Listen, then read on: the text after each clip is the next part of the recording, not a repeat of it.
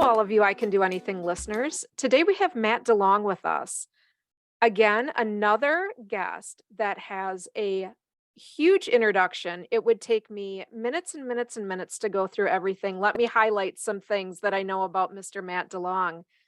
Has over 30 years of entrepreneurial business related experience, is a professional stock and options trader.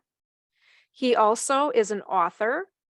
He's an athlete, and overall, an all around great guy. Welcome to the podcast, Matt. Thanks, Robin. I'm so excited to be here. I'm happy to have you. I have been wanting to have you on. As many of our listeners may remember, we had your daughter on, Shelby, as a songwriter, and she's in one of our earlier episodes. And now we get to have the man that is her father, Matt DeLong. Yes, that's correct. Thank you. Thanks for having me. She will most likely give you a little bit of grief that you came after her in the episodes. I'll probably hear about that. Yes. However, you have much more experience than she does, so you can get her on that. Sure. Take us on your journey, Matt, because you have quite a bit of business experience behind you, have developed companies, sold companies, and our listeners would love to hear about how you got started, ups and downs, and then what makes you thrive today. Sure. So I could talk for hours about all of that, but I know we have a limited time. So I started as an entrepreneur just in high school. A friend of mine and I would get phone calls for people to take down their like wooden fences, these little plank fences. And we would take them, and our goal was they would pay us to take them, and we would try to take them to the dump and make some money off of our time. But then we're like, my dad just randomly said, why don't you put an ad for it in the paper to try to sell them? And our phone went off the hook. We're like, wait a sec, someone's paying me to take the thing they don't want, and then someone else is paying me also to give it to them. So I'm like double dipping, and that's kind of when I first fell in love with just entrepreneurship. I'm like, wow, this is insane. Like, this is back when you place ads in newspapers. Like, I'm dating myself a little bit. But that's kind of where it all started. And in high school, I had a landscaping business, and so I ran that for a few years, ended up selling it, and then moving to Nashville. And being an entrepreneur is interesting because you have all the ups and downs that come with starting a business and seeing it succeed or seeing it fail, or all the mixed bag of emotions and mixed bag of experiences that come along with that. So one of the things that I did early on that kind of helped me is I spent a lot of time reading. So one of the things I did was I in high school, I could only get into community college. That's what C students do. C grade students get, ladies and gentlemen. And so, my grades could only afford me to go to community college. And so I did that. And after like 2 or 3 semesters, I'm like, I just want to be an entrepreneur. I don't really want to hear about this professor going on and on about how smart he was. And excuse me, sir, raise my hand. Aren't you in community college? Like, this isn't Harvard, right? And of course, I get bad grades from then on. But the cool part was you learn what you enjoy, you learn how you learn. And so for me, I have to do it kind of person. I'm not a sit in class and listen to Professor God talk about how smart he was. And so what I did was I ended up dropping out of community college after 2 or 3 semesters. And I thought, man, I still want to learn somehow. I still got to, learn how to do this entrepreneurship thing. So one of the things I did early on is probably one of the best decisions ever. Was I decided after I dropped out of college that I was going to read Entrepreneur Magazine, which back then came in the mail, right? Every month, cover to cover for 10 years. So 120 episodes. So my entire education cost me $25 a year, like literally, right? And so that was one of the early things that I did to just understand and learn. And it was a very, we'll say, non-traditional approach. My parents, at the time, at least, my parents were not super happy with that decision. I was the only one in my family to not get a degree. My mom's got a master's degree. My wife got, everyone has master's degrees, right? Here's Matt, who doesn't have any degree at all, didn't even finish a 2-year degree. And so that's kind of what started this whole crazy journey. And somewhere in the middle of, I want to say around 1997, 1998, this Entrepreneur magazine had this thing. They're like, the next big thing is called the World Wide Web, right? We know it today as the internet. I'm like, maybe I should learn something about this next big thing. And so I spent the next several years, year and a half, kind of learning as much as I could, writing code, learning, doing all the things, trying to figure this out with basically how to build websites, like how to get started in that. And so I ended up, after a year and a half of doing that, building, I had some friends who were musicians, so I built them a website, I built my church a website, just some practice, right? Some very practical practice. Didn't make any money, but the point wasn't to make money. The point was to learn. And so that's kind of what I did. And it ended up, I ended up getting a job full time working at a web design company in the late 90s. So I saw all the glamorous, tons of money, chasing really dumb ideas, and all the explosion that came in the aftermath of that. And there was a few times as a web designer working at this company where clients would come in and they would say, hey, we want to sell our X, whatever, leather belts, handmade chocolates, whatever it was. And we want to sell this on our website. Can you help us with that? And they'd always say, no, we don't do that. And I'm like, you guys design websites, you just don't do the e-commerce piece, right? Which is programming and databases and kind of a different skill set than like graphic design. And so I thought, why don't we like figure this out? Like, so we can start saying yes instead of no, because those contracts always had more zeros on the end, and, we helped them actually fill a need. So long story short, I ended up spending my own time building this little piece of software. It was an early version of a shopping cart where you can add to cart, and everyone knows what these things are now. You add to cart, you go find another item, you add to cart, and you check out all at once. And so I built these early generations of these. And my idea, I went back to the CEO of this company and I said, hey, like, why don't we pitch this to our clients now?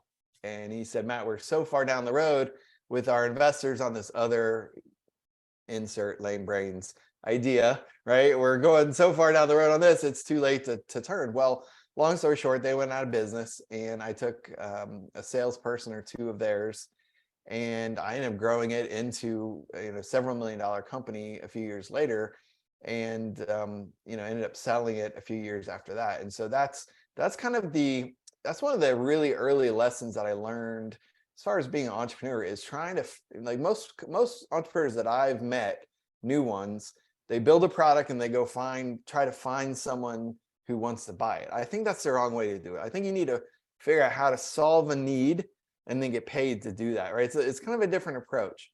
And so that's literally what I did. Was I found all these clients who the company I work for just said no, right? They left, didn't do any business with them. And I'm like, why don't we like figure out how to make that a yes? And so, that's kind of how my journey originally, how it started in the early years, in late 1997, 1998, and then how it turned into, I ended up selling that company in 2015 for, for millions of dollars. So yeah, Your first business was landscaping. it was. Who helped you with that? Who helped you with the ins and outs? Who helped you with the, I'll call it accounts receivable, accounts payable? And then who helped you with selling that? Because I would assume coming right out of high school, you wouldn't have that education behind you. No, so long story short, I myself and I had a buddy of mine. The two of us would run it, and that's what we did. We would go through these neighborhoods and put these little flyers on doors and magnets, and that's kind of how we got the business. But as far as like accounting and all that, we would just like handwrite a little bill and put it in an envelope and put it on their door when we were there visiting, cutting their grass. And that's really all it was. We didn't have any elaborate voicemail drops if someone's behind, or pay with a credit card. This is early years. Of course, I'm sure they have all that stuff now, but that's kind of how we did that. And to sell the company, there wasn't really a formal process. It was, I found a husband and wife couple that was in the church that we were going to, and they were just getting started and wanted to kind of expand what they're already doing. So we gave them all the accounts that we had set up, all the equipment, all that. and sold that. And I used that money to kind of move to Nashville, where I still live to this day. And that was kind of how I got started. But there's no formal process. I feel like a lot of people want to have it's almost like they want to know what to do ahead of time, but that's really not common with entrepreneurs. You kind of figure it out as you go. And I'm in a place in my life where I know I'm sure going to be introduced to some situation I don't know how to handle, right? Like we can all probably agree that that's probably going to happen at some point in the future, right? But I'm confident enough in myself that I'll be able to figure it out. And if I can't figure it out, then I'll figure out who to help me or who can help me, right? And so there's a lot of anxiety at times where people have, I don't know what to do, and freeze up. And I can tell you stories that would stress you out of things I had to do and figure out as a young, early 20s, 30-year-old entrepreneur, Let, including lawsuits and all kinds of things. So let's talk about some of those, because then what I'm hearing from you is your next business was the one that you said, instead of hearing no, no, no, we're going to be the ones that say yes, yes, yes, we'll figure it out, you'll make it work. exactly. You started that business and you were saying that you sold that, but there had to have been times, Matt, where you maybe not. I know you well enough to know that you're a digger and you'll keep going until you get your answer. But were there times where you were frustrated, you thought, Sure. this isn't worth it? And what made you keep going? Sure. I've actually only told the next story here, only a handful of times. And that is there's some points in the life of entrepreneur that you are just so stressed out. Imagine you can handle like a level 4 stressful situation, and you're handed like a level 7 situation. You're like, oh my gosh, I just feel totally drowning. And yeah, and there were several times where I actually passed out from stress. I've only told that story a few times. I've actually passed out 3 different times from stress, and 2 of those times I was actually driving. So don't That try is this at home, not good, kids. Matt.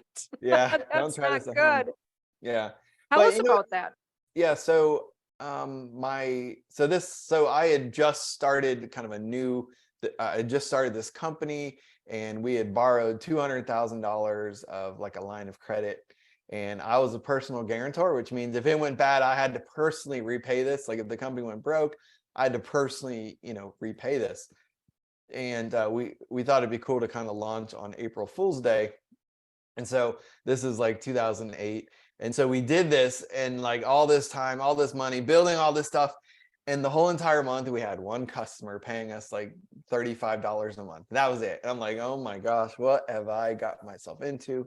And, sometimes we want to see those instant, immediate results, and they don't always come, right? It's like not every seed that you plant yields, some kind of result. Sometimes they just don't take for whatever reason, right? And so it did obviously pick up. And then the whole 2008, 2009 happened, the whole real estate crash in the rest of the world. And that became a huge catalyst for, we were in the right position at the right time, and people were being laid off, as you probably remember, and people were getting unemployment checks, and they're like, hey, let's maybe launch an online business. And we were in the right position, and we just grew like crazy. In the middle of a recession, right, which is kind of blows people's mind, and so that's kind of what we did, and we ended up going through that. But in the early days of just a few months into this new adventure, I remember thinking, just getting in my head and just overthinking and thinking, man, if this doesn't go well, if we just get one customer a month, it's going to be like 900 years before I break even on this whole like adventure and investment. And so I remember driving, and I remember thinking, it was summer. I was headed to meet my wife and our kids. They were camping up in Kentucky. I was coming a day later or two. My wife was meeting her father up in a campground somewhere in Kentucky. And I remember being July. It was super hot, just a few months after we had launched, right, in April, and the air was blasting, and I've passed out before, so I know what to expect. I don't know if you've ever had that happen before, Robin, but there's some side effects, some things that happen that give you warning signs that it's coming, right? So the first thing you see is like your whole field of vision turns from color, and it slowly turns to black and white. I don't know why that's a thing. Everyone I've ever talked to, they've had the same experience. It's almost like color vision is like an extra level. I don't know. And it turns that color off and it turns to black and white and your field of vision just starts shrinking. Right. And so I'm driving down the road with the air blasting and I start sweating like crazy. I'm like, what in the world is happening? And so I end up seeing an exit ramp. I end up pulling off, open the door, take 2 steps and just pass out face down into the flower bed. And I remember waking up and the paramedics are standing over me. I don't know. I was out a few minutes, obviously. I don't know how long. And the first thing I said was, "Where's my phone?" And so, I ended up having to sign a little waiver saying I refuse to go to the doctor. I got in the car and kept going. And so that was that. I don't know if that was a smart thing to do at the time, but that's what I did. I'm like, I feel fine. What's the problem here? And so I ended up, doing tests and all that. And the doctors put me on this machine, sit me upside down, do all these tests. And they said, we can't find anything wrong. Nothing. Not even slightly concerning. And so apparently when you have low blood pressure, you end up fainting and laying flat kind of is like a reset, right? So even things like getting into a hot shower kind of lowers your blood pressure a little bit. So if it's dangerously low, that's why sometimes people like faint or pass out in the shower because that warm water ends up lowering your blood pressure. So anyways, me landing face down into the flower bed, of course, kind of reset my blood pressure and I'm good to go. And so again, it was all stress based. I've learned, I've been in very stressful situations and I've learned that you have to focus on the things you can really control, right? If I only had a few customers in the early days and I had all this money I had borrowed to guarantee it personally and things weren't just taking off like a rocket ship like I was imagining, that was getting to me. And I'm like, well, what can I do about that? And so I had to focus on the things that I can really control and ignore the things I can't. I don't get to decide, who becomes a customer of mine. Otherwise, everyone would be a customer. But, we had to focus down and kind of refocus on the things that we can control. So. What led you up to selling the business? And did you have other businesses going at the same time? I had a few others. Usually most entrepreneurs have a few going at once. I have started 14, 15 companies now, and I've sold 4 of them. The rest just didn't work. So let's see, this is maybe 3 years into the business. We were setting new records, everything. I was just getting burnt out working, 60-hour weeks. And I decided that I wanted to look for a buyer. And being in a tech company that's growing, that's in the newspapers a lot, that gets a lot of publicity, you always get these random emails. Hey, we're interested in acquiring your company. If you want to have a conversation, please, let us know and schedule a conversation. So I did a few of those and I'm like, you know what, this is probably a decent time to sell, right?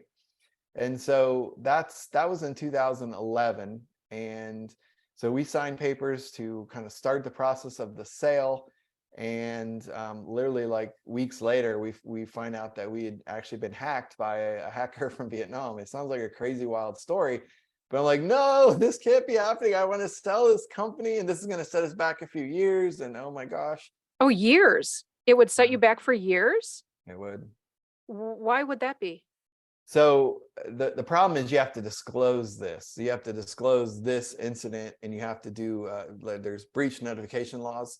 So we had customers in every state. So we had to hire, Robin, when you're at a place where you have to hire a crisis PR team, that's not good, right? And so whatever we could have sold the company for, we're probably going to get 20 cents on the dollar now after this event. So what we had to do is clean it up and put a few years of distance between us and this event. And let all the one-time expenses related to that kind of trickle through all of our financial statements, put some distance between it, and then look for a buyer again. And so that's what we ended up having to do at the end of 2014, 2015. So just a handful of years later, we ended up doing that. And so this time we're like, okay, we ended up hiring an investment banker. We actually hired 2 different ones at different times. They took our money, made a whole bunch of promises, did little to nothing for us. And we spent 15 to 30 grand for each of those. And you're out the money. And then after that, I'm like, each one of those had like 6 months to try to find a buyer. And we had lots of conversations and they're like, you should be able to expect X amount, and then you get some lowball numbers that were like 10% of that, and you're like, you know, what am I supposed to do here? So as we just kind of moved on, and I ended up watching or listening to a podcast of someone in the Nashville area that buys companies. And so I found him on LinkedIn, sent a message to him, and he ended up he and I had some conversations. And when you're having these initial conversations, you want to kind of get to the point. You don't really want to talk about the fluff of what you're going to be doing in the future. And so he said, Matt, just give me an idea. What are you doing revenue and profit wise, and just so we're not wasting each other's times. And I ended up telling him, and we ended up meeting every Wednesday for like the next 6 months until the transaction was completed, where he actually acquired me. And I asked him, like, why are you interested in us? There's plenty of other companies for sale. And he said, you guys are highly, highly profitable. He's like, it's actually shocking how profitable you are. And I attribute that, Robin, to all the ups and downs of being hacked and losing like 2/3 of my staff. Right. And so we had to cut back and make lots of changes, staffing, payroll, all the things, to make it even more efficient and we came back stronger than ever and highly, highly profitable. But before all this, we were making a little bit of money, not tons, but we came back on a skeleton crew, doing just as much business with a fraction of the team, like about 40% less people. So yeah, we were highly profitable, and then that alone had attract this buyer. So. And what I find really fascinating is the fact that you did all this, had never been through it before, figured out a way. Yeah. You had some good things come out of it. You had some not so good things come out of it. And at the end, you're still a successful entrepreneur. I think that's such an amazing story. What happens after that? Then where did you go? So, and by the way, just side note, is all the things that happened around the hack and losing my staff and getting death threats and lawsuits and all of that stuff, I'm actually putting that in a TED talk that's going to be out later this year. So yeah, Ooh. it's gonna be crazy. So Ooh. because I've told this story to Xochitl, as kind of a mutual friend of ours, and she's like, Matt, there's so many lessons in there. You should write a book. I'm like, okay, let me do a TED talk first and a book second. But anyways, after all of that, after selling the company, I take some of my money, and I decide that I want to learn how to trade stocks. And I meet this crazy guy named Jeremy Alexander Newsom. I think you've met him before. I And absolutely adore Jeremy. yeah, Yes. My mom introduced Jeremy to me. nice, nice. And so that's kind of how I got started into the whole world of real life trading. I became a customer in early 2016, all the way through 2019. Then I became a co-owner of Real Life Trading 2019, and I helped Jeremy take it from wherever it was. We've like almost 5-6x everything since then. And that's kind of what I do, is I figure out where to add value, specifically using technology and automation. And so that's kind of how I got introduced to Jeremy and the whole real life trading community. And I speak at all of our events, and yeah, it's a total blast. It's so much fun. I help teach like the 90-day class, which is a 90-day program that we're doing now. I have usually 3 or 4 weeks of teaching through that I participate in, and then I do my coaching, my own one-on-one coaching and personal coaching, premier coaching. I do all that myself as well. And so it's an absolute blast, just trying to help people, show them what I've learned over the years, like shortcut some of the mistakes, the pitfalls, the traps that I fell into, and that's typically what you want a coach to do, is help you kind of skip steps, right, and kind of accelerate that process. And so that's kind of what I do now. So yeah. Well, and not only that, so all of my 29029 friends will be very happy to know that Matt completed I did. 29029 2019 at Snow Basin. That's right. Yep. Tell us about that experience. How were you an athlete? That's a question that I ask a lot of my friends that are 29029ers. Were you an athlete previous? Did you Most everybody knows my story. Jeremy, of course, is the one who introduced me to it. And it looked like a really great day to go hiking up a hill. I mean, I really, truly didn't know much more than that. I Sure. knew he was at Snow Basin with you. I followed your progress back in 2019. Yep. 2020, as we know, didn't happen. Sure. 2021, Jeremy was at Idaho, and 2022, he was with me at Stratton for 29029. This year, Jeremy will be doing Jackson Hole, and I will be there volunteering and cheering him on.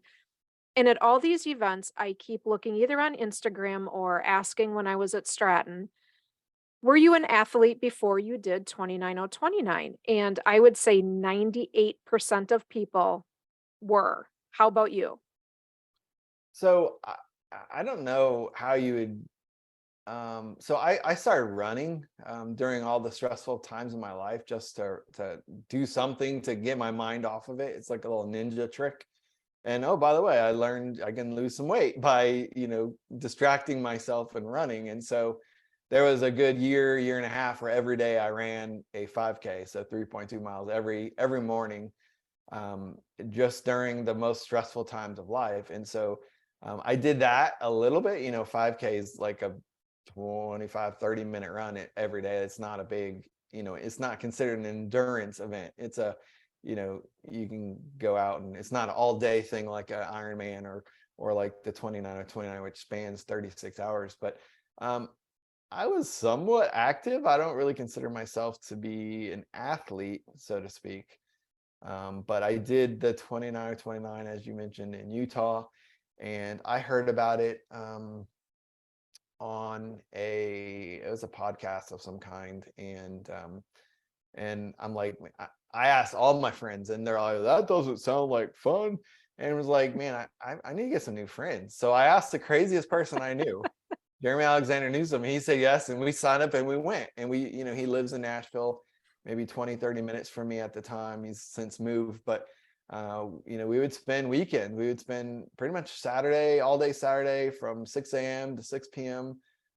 Climbing these stairs out in West Nashville. There's these I call it the stairways to the heavens, and Jeremy would look at it, he's like, okay, we're going to be right here, and it would take 20 minutes to go up and down. He's like, we're going to do this until X number of ascents, 70 times. We're going to go up and down these 70 times, or whatever the number was.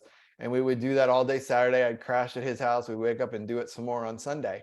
And there were some times in the summer, like the actual event in 29 at Snow Basin was in August, and there were times in June, July, where we're out there just going up and down the stairs, and people would come up to us like, weren't you here yesterday and the day before? And like, we're like, yeah. So we ended up having some interesting conversations with people and learning about, all the different things that people do. I always thought a marathon was like the biggest, most, biggest, toughest thing ever. And come to find out it's not even close. That's maybe the most well-known one, but there's 100-mile races. There's all kinds of Ironmans, right? Which I did last year as well in September. So there's all kinds of things like that you just learn, and it's almost like you turn a corner and you learn something new, and you just keep adapting and keep learning and keep applying yourself, learning from your mistakes, making good decisions as you go. And so we ended up our strategy for Snow Basin was you had to do 13 ascents. I think Stratton was 17. Is that right? Yep, Stratton 17. 17. So we do 13 ascents. So our strategy was we're gonna do 8 in the first day and leave a little, 5 for the next day, right? So 8 and 5. So we're well over halfway by the time the next day starts. And as you know, like you have no idea how long it's gonna take. And so it takes about 2 hours to get to the top. Sometimes if you really hurry, you can do an hour and 45 minutes. So each ascent. Well, you have to take into account recovery, sleeping, right? And some kind of Gondola. eating, yeah, like all the things. And so we started at 6 a.m. with the headlamps, and we started climbing the mountain. And by the time I got up to the top, the sun was coming up, and that was our first ascent. And we kept going until we hit 8, and 8 was around midnight. So we went from 6 a.m. to midnight. We finally hit number 8. They had like a group, it's like for everyone who's just kind of there alone, you can kind of go up as a group with one of their guides. And so we did our 8th one there. We finished around midnight, and that was my strategy. I'm like, okay, I got to get some sleep because I get like migraines if I don't get enough sleep. And so Jeremy's like, I'm going to keep going. And our original vision was to have like all these people climb this mountain with the real life trading flag flapping in the wind, and I have a drone view, and like it was going to be great. But right before we left, you're like, no drones. So we're like, shoot. So we had this RLT flag, and Jeremy decides to put it around himself like a cape, and he disappeared into the night. And I went back to the tent, and I only got 4 hours sleep. You're cramping up a little bit, your heart's still going, and it's hard to just sleep, like get good sleep. So I ended up getting about 4 hours sleep off and on, tossing and turning. So I woke up, got breakfast, and got on the mountain. I saw way up the hill is this little bitty RLT flag way up there. And I ended up catching up to him, and he was out of it, like the whole slurred speech. And he's like, hey, buddy, like just don't let me stop you. Just keep going. And so he ended up having a few laps ahead of me then because he kept going. So he ended up, so I ended up doing the 5. He ended up finishing, we both finished. He finished about 4 hours ahead of me because I got 4 hours of sleep. So I ended up finishing, I want to say in 32 hours. So about 4 hours early, something like that, if I recall. And so that's kind of what we did. And I wanted to do other ones, and as you know, they get sold out like in a nanosecond. So I've yet to find another one. I don't really want to do snow basing again because I feel like I've done that. But I want to do another one again at some point. Come, come with me in 2024 to Whistler. Love to have you Where at is it? Whistler, Okay. British Columbia. Okay, nice. This year I'm taking off as a rest and really is a rebuilding year. And then I'll hit Whistler in 2024. Something that I experienced at my first ascent, when I got to the top, I had a couple friends waiting for me. And I said, don't ever let me sign up for this thing again. I don't know what I was thinking. This is the most ridiculous thing I've ever done in my lifetime. And then you're done. You're like, when can I sign up for the next one? Sure. Tell us, because you didn't stop there. And I will say 29029 is one of the hardest endurance events out there. It's double Ironman time wise. It is excruciating. You are getting 29,029 feet of elevation, Yep. but you didn't stop there, Matt. Let's take us on your journey into the tri world. Sure. And most people, just that elevation of 29,029 feet, most people have a hard time like comprehending that. The way I explain it is, imagine taking a staircase high enough to where commercial planes cruise, like cruising altitude. That one step at a time, that's a significant distance, and it certainly gets lost sometimes. You're like, oh, I only went up the mountain 13 times or whatever. Like, oh, no big deal. But like the significant elevation gain is there. Yeah. So in 2020, during like COVID, I started doing like the calendar club run, and I realized I really don't like running, but I've been doing it for a while.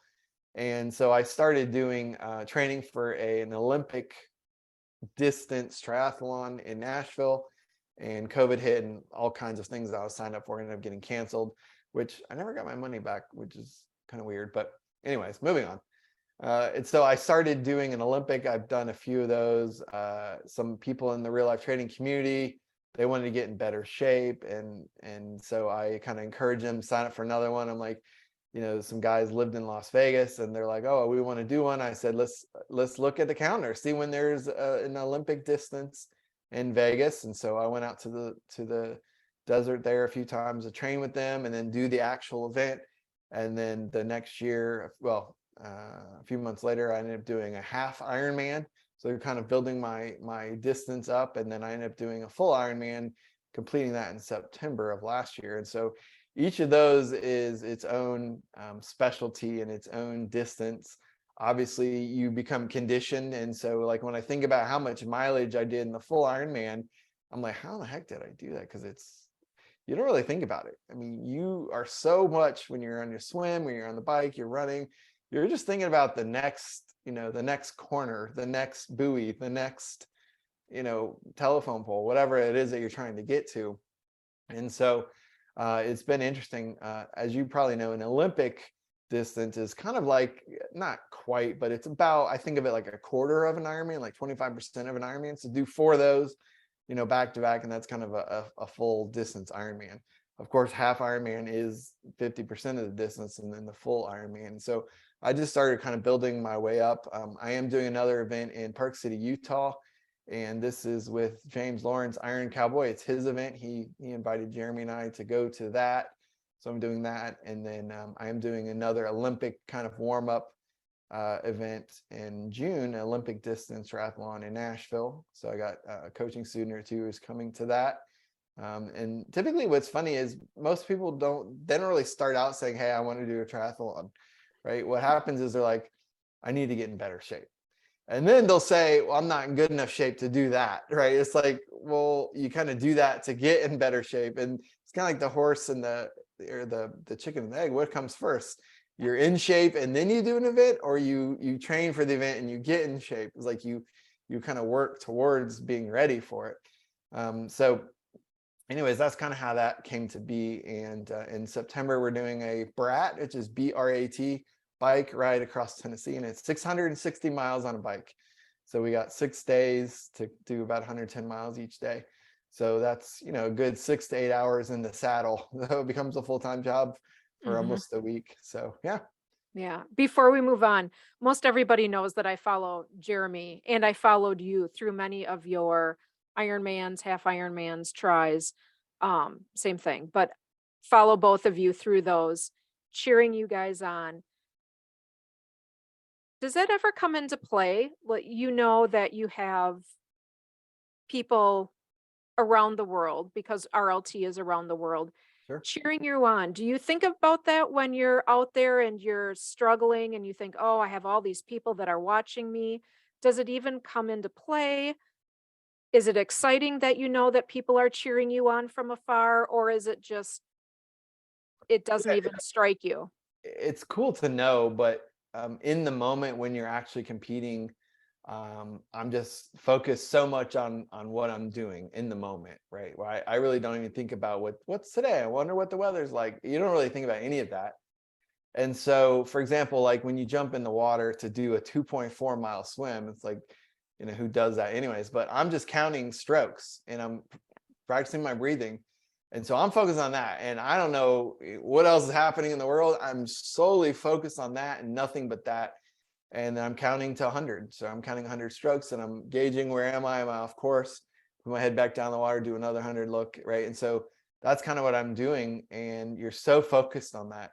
What's funny is in Chattanooga, in the Ironman we did in September, the moment I get on the bike, it starts pouring down rain. Robin, it's like 62 degrees and pouring down. I mean, like monsoon level rains. And it didn't stop for the whole 6 hour plus that I was on the bike. And you're wearing like a giant onesie. We're wearing matching American flags. And you come around the corner and people are like, America, America. There's crowd cheering on. And that's good when you're fit, turning the corner at the finish line. Of course, you don't really have to think about much else. But in that moment, you're just focused solely on, like when I was on the bike, I'm like, who's the next person that I can pass? That's literally what I was thinking. Hmm. And it was pouring rain, and I had the helmet that has, it kind of covers your face. Jeremy had sunglasses, so the rain can get behind, which, it was just kind of a tough thing. But the cool part was most of the people that I was biking around, they were all fussing about, why is it got to rain right now? And I'm like, I kind of enjoyed it because it helped keep my body temperature down. And even though it was crazy raining, I set a new personal record, 18.2 miles an hour over the course of 116 miles. And I did stop 3 times for bathroom and refuel, and that was it. Right. And so I did set a record even in the middle of those crazy conditions. And so the way I always think about it is, how do you stay calm in the middle of crazy, right? And the same thing happens in trading as well. How do you calm your mind when everything is like, time to freak out? Oh my gosh, it's raining. Oh my gosh, this trade isn't working. Well, yeah, like, how do you stay calm? And so that's why I do some of these endurance events. Of course, there's benefits like you get in shape and you lose weight, but the mental downloads for me are the main primary reasons why I do some of these things. That's my personal reasons, my personal takeaways. So I will keep following you and cheering you on from afar, and I will be on you for signing up for Whistler 2024. sure, sounds good. Moving on, let's talk about you being an author. And I know that you had mentioned Sochi in writing a book, but You are now a published author. Talk to us about that book. Yeah, so it came out in August of last year, and it's called What Entrepreneurs Teach Their Kids. And I started writing some ideas, things that I've learned about being a parent myself. My kids are now 20 and 21, but during the teenage years, all elementary, middle school, high school, all the things that parents do and tend to fall into, the traps that we all tend to fall into, and how to try to overcome them. But it's called What Entrepreneurs Teach Their Kids, and there's lessons in there for like all kinds of things. So for example, one of the, I think the best things parents can do for their kids, regardless of the age, usually ideally middle school or high school, is help them find an identity, right? An identity, like when I was in high school, there were skaters and surfers. That was it, right? But now there's like a zillion specialties, right? Of course, you have your jocks and your cheerleaders. That's always going to be there. But my oldest fell in love with music, which Shelby, as you mentioned at the beginning of this. And so her whole identity was wrapped up around music, right? So what does that mean? That means all of her habits, where she spends her money, concerts, albums, music, MP3s, like all, right? Where she spent her time, her friends, all of them had very, very similar type track. They're all in the same kind of headed in the same direction. And then Shelby ends up getting a music major, a degree in as a songwriter. And then Callie, my youngest, was an equestrian, horses, all the horse clothing, all her friends were in the same kind of track that she was on. And so you build this identity outside of being mom and dad. You have this identity, and that helps develop habits. And those habits of, we'd have to tell my youngest, hey, it's time to, you've been at the barn all day, come home, right? Imagine having to tell your kid, hey, it's time to stop working and come home now, right? But she loved it so much. And we ended up in 2019 flying to Ireland, which is kind of the opening chapter of my book, of me scratching my head, wondering if I'm just nuts for wanting to do what we ended up doing, right? And so that's kind of, there's a lot of practical tips, and trying to help your kids, introduce them to money, help them learn to be responsible, independent. All of that is kind of wrapped up in the book itself. But the book is targeted really more for the parents. I've had a few people send me screenshots where their kids are reading. I'm like, okay, it's really more for the parents, but yeah. That's fantastic. What's next for Matt DeLong? So we're launching something that's not even out. It's not even public. It's called Real Life Capital, and Jeremy and I bought a company in the end of December. We rolled it into Real Life Trading. We're looking for more companies, specifically kind of financial education type companies. And we launched reallifecapital.com, and we're going to be buying companies and kind of putting together some investments to continue to grow this real life brand. Not everything we buy is going to roll into Real Life Trading, of course, where it's appropriate. And so that's kind of what we're looking at, or what we're working on and building. We're constantly looking at new companies to acquire and kind of roll them into the brand. But the big picture is we're putting together like a back office suite of tools. So let's imagine we buy 5 or 10 companies. The back office suite of tools would be for accounting, HR, marketing, technology, right? All this back office, so that when you join, or when we acquire you, all these things are already in place. You don't have to have people just for those things, right? It's a back office suite of tools. Plus, the other cool part is, if we have access to people's financial statements, the portfolio companies, then we're able to get an eye on whether or not there's problems that are looming out in the distance, right? Spending a lot more than you're making, and your cash is getting, reduced significantly, then we have kind of a early warning system kind of built in automatically, doing it that way.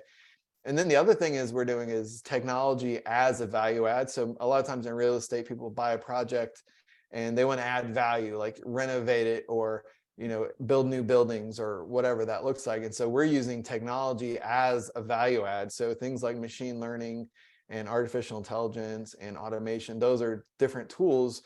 There's lots of inexpensive tools off the shelf right now that someone can use to add into their company that automates a lot of things. And so that's one of the things that I introduced to Real Life Trading years ago, in 2019, was, as you know, someone was manually like handling all the subscriptions for real life trading, and then we fully automated a lot of that stuff. So when someone cancels, they get a automatic voicemail, or all the things that have been automated. And so the approach is using technology itself as a value add. So companies that aren't using a lot of technology, and then buying them, improving their efficiency, and then adding a lot of technology to automate stuff as well. So that's kind of a sneak peek into what we're working on. It's very exciting. Yeah, it is. Yeah. Anything you'd like to tell our listeners before we sign off for the day? So I think the big takeaway for me, for a lot of what I've learned, it always comes down to three things. Being an entrepreneur, being a trader, one is learn to make good decisions. And the second is learn from your mistakes. The most expensive mistake you can make, Robin, is the one you don't learn from, right? It's like you make the mistake, pay the price, make the mistake again, pay the price. And then, so again, learn to make good decisions, learn from your mistakes. And the third is to adapt, learn to adapt, right? Like not everything is the same. And if you're stuck doing the same thing years later, and like markets change, the world has changed, and you're still doing it the old way, you have to learn to adapt. And so there's so many technology tools that could really help small business owners, that even things like, I bet you didn't know that you can take a training video, like a one hour training video, upload it to an AI tool, and the output would give you like a multiple choice quiz. That's pretty cool. All right. Again, the input being a video, just the video itself, like on YouTube, the output would come like a multiple choice quiz, and that helps in the learning process. That's one of many, many tools, like third-party tools that are out there that people can use and tap into. They just don't know they're out there, right? And so that's the idea, that learning to adapt can help improve your business as well. So It's been an absolute pleasure talking with you today. sure. I've enjoyed our conversation. I've enjoyed our previous conversations. Definitely looking forward to our future conversations. And I wish you all the best and congratulations on having such a successful career. Thank you. It's been a journey. It's been a pleasure. Thank you. Thanks, Matt. Yeah, thanks. To all of our listeners, stay awesome and keep reaching for your anything.